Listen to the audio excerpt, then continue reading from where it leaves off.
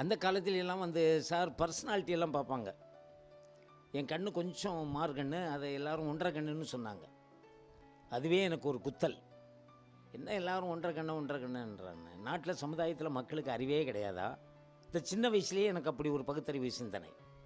ஒன்றரை கண்ணுன்னு சொல்கிறாங்களே, ஒன்றரை கண்ணு, 1.25 கண்ணு, 1.25 கண்ணு எவனுக்காவது இருக்குமோ? கொஞ்சம் மாறு கண்ணு, அது சொல்ல வேண்டியது தானே.